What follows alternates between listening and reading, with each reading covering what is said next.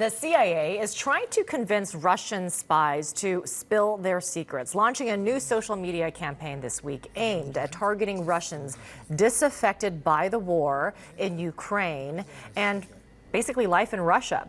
The video, which you see right here, was first posted on Telegram, a popular unfiltered site, a source, I should say, of news in Russia. And it includes instructions on how to get in touch with the CIA anonymously and securely. It also promises to protect any Russian spies who come forward. Joining us now is former CIA officer Ronald Marks. Ronald, thank you so much for joining us this morning. Look, you know, I saw clips of this video. It's quite melancholic. It's emotional. It's 2 minutes long. There's no mention of Ukraine or Putin. And there are cultural references, right? Because some lines from Leo Tolstoy and Dostoevsky are quoted there.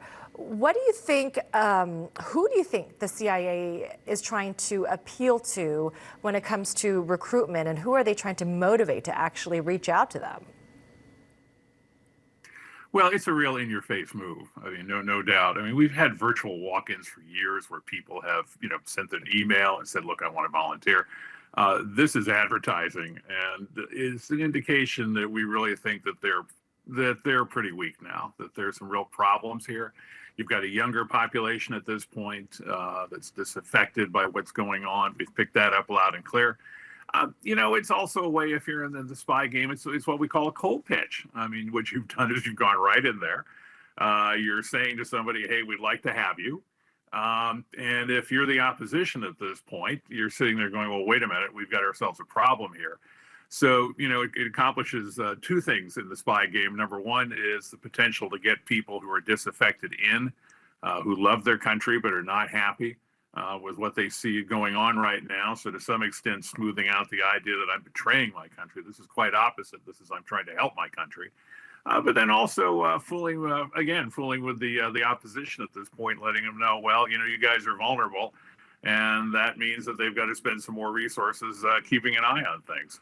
How effective do you think this will be? I mean, you say this is an in-your-face move, and there seems to be a lot of disaffected Russians, especially, with this Ukraine war. But this is going to take a lot of guts for someone to actually cross that line, right? Especially a regular citizen or someone who might be low level in the government, because the consequences could be quite severe.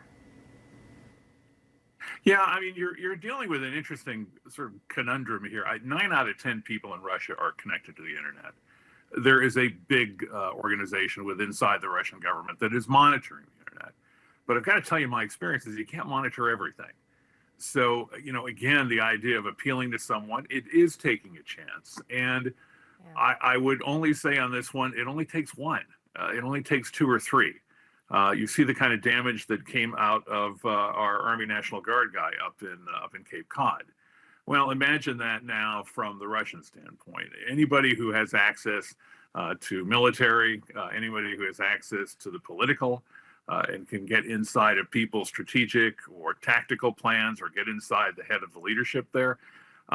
Again, it doesn't take many. You've got a couple of 3 out of tens of thousands. And I'm sure, by the way, they'll have all kinds of dangles out there. There will be all kinds of effort on the Russian intel part to enter into the process and enter into the game and dangle people out there and pretend they have information. We'll have to watch that. We've got good people doing counterintelligence. But, again, it is broadcasting in the sense of, you're sending it out to 1 million people. Are 1/100th of 1% angry enough? Maybe. And if they're in the right positions, they can do an enormous amount of damage. Would you say this is the ripe and the right moment for the CIA to reach out in this very bold way? Yeah, I would say so. I mean, I like the idea right now. You've had now, a year plus of what's, probably the worst engagement from the military since Afghanistan for the Russians back in the late 80s, early 90s. People are unhappy. We know that. That's gotten out loud and clear. You even see, some conflict internally to Russia. I mean, I grant you what you see on television to some extent is already sort of, pre-baked. But at the same time, people are unhappy. Young people are unhappy. They're the ones who are getting called up in this. And this is turning slowly but surely into Putin's folly. So I think this may be a great moment, in fact, to get in there and take advantage of people who sort of had enough and would like to see this thing over with. Yeah, would be interesting to see how successful this is, but obviously we won't know the extent of that. Ronald Marks, really appreciate you joining us this morning. Thank you for your insights. Thank you.